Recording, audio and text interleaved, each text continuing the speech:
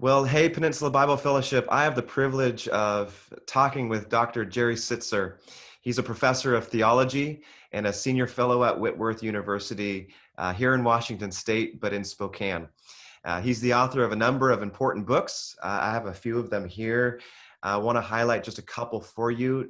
First is A Grace Disguised, How the Soul Grows Through Loss. And then most recently, I think it was in October, but at the end of 2019, Resilient Faith, How the Early Christian Third Way Changed the World. Jerry has been a pastor, chaplain, author, professor, but on top of that, he's a husband, a father, and a grandfather. And additionally, he has been voted most influential professor by students at the university. I don't know how many times, 10 times, 9 times? I can't remember, but it's more than I deserve. I'll put it that way, Josh. Well, thank you so much for taking time to be with us. My pleasure. I want to talk first about this book, A Grace Disguised. Nobody sets out with the hope of writing a book on personal pain and loss. And although you are writing as someone from within academia, you are writing from experience of extreme loss from a personal standpoint. So for those of you who don't know your story, would you share that story of loss that became the reason for this book? Yeah, very briefly, Josh. We moved to Washington in 1989 when I resumed my position at Whitworth University. My wife, Linda, was a homeschooler. Our fourth and final child was born just 4 months after arriving here. In 1991, we took a field trip on a Friday night to an Indian reservation to enjoy, to get to know the tribe and attend a powwow. And driving back from that homeschooling event, a drunk driver struck our minivan, and he was, well, driving way over the speed limit. And when the dust settled, my wife, Linda, and my mother, who was visiting us for a weekend, Grace, and one of my children, one of my daughters, Dinah Jane, were all killed in the accident. I survived it, as well as 3 children, Catherine and David and my son, John. The driver's wife was also killed, and she was 9 months pregnant. So as you can see, the consequences were utterly catastrophic. And I can't imagine, but what I appreciate so much about the book is that in a way similar to C.S. Lewis's A Grief Observed, it's not just from the academia. This is a very personal encounter with grief. But it also strikes me that as a culture, I don't believe we're very good at grieving all that well. And yet, our current situation we find ourselves in is full of grief. COVID-19 is sort of like this blanket of corporate global grief with people with very different reactions. I'm curious, have you thought about, or how have you thought about the role of grief as it relates to the pandemic? In a period of shock, as we're in right now, in survival, grief can sometimes be shelved just because we're in a kind of survival mode.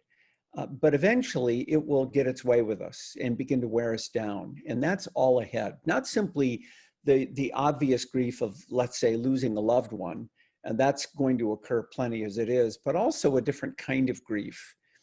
The grief more associated with trauma, disorientation, fear, anxiety, and depression. As you know, the rates of anxiety and depression have literally gone through the roof in American society, to say nothing of civil strife and a lot of political hostility.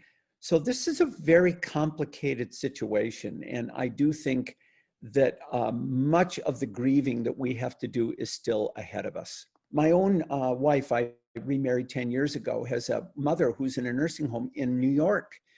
She's not had a physical visitor since early March, not since early March. And because COVID has hit the nursing home, she never comes out of her room. She is literally in solitary confinement, and she's been that way for 4 months now. And when she sees a human person, the person is gowned up with a mask on. That's a deep kind of loss. That's an experience of solitary confinement. And there's plenty of that happening as well. The other problem is that in our culture, we're a defying culture and denying culture.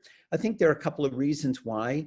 In the modern world, we enjoy a lot of control. So when something like this happens, we're not quite sure what to do about it, because for the most part, we can take a pill, we can go to a therapist, we can exercise a lot of control over our lives. We're a positive thinking culture. There are all kinds of new techniques that come out, new diets, new exercise plans, and on it goes. This pandemic is having its way with us, and we're not able to hold it off. And then the simple things we're supposed to do, like wearing masks, we tend to look at as a confrontation of our rights, and we push that aside as well. So this is a complicated business. We're in a sermon series right now in First Thessalonians. And this morning, Paul encourages the church by saying he doesn't want them to grieve as others do who have no hope. And I find it compelling that Paul doesn't just tell them not to grieve. He says, just don't grieve as those with no hope. Would you comment on that difference that he makes? Yeah, I like that formula a lot. First, Paul gives them permission to grieve. And as we know, the church has often gone through periods of intense grief, including early Christianity, with the persecution of the church in the Roman Empire. So this should not be a surprise to us. And Paul says grieving ought to characterize what it means to be Christian. Jesus himself reinforced that when he said in the Sermon on the Mount, "Blessed are those who mourn."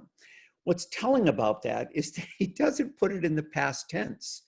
He doesn't say, blessed are those who once mourned, because now everything is going to be good in your life. No, he says, blessed are those who are, in fact, in the present tense, mourning. I would argue, Josh, that mourning should be characteristic of Christians as a lifestyle. We often think about mourning as personal. I'm mourning because I've suffered some kind of loss.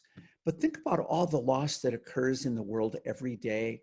Think about losses just in our own circle of influence and friendship.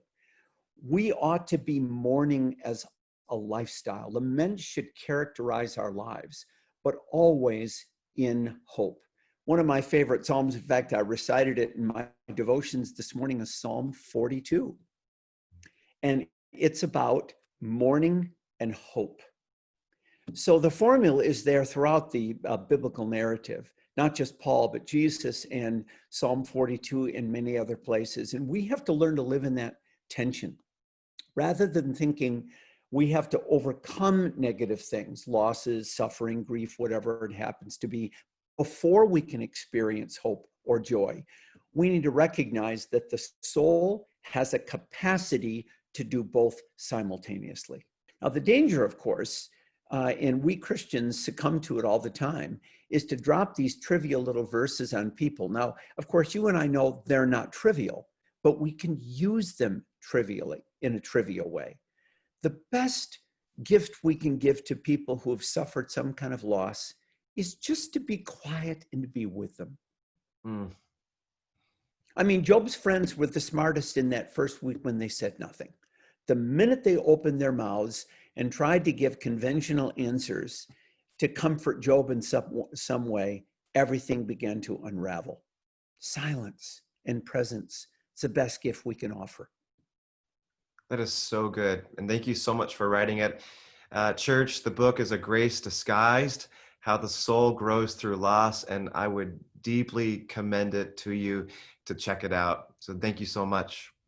Thanks, Josh. Appreciate the questions and the interaction.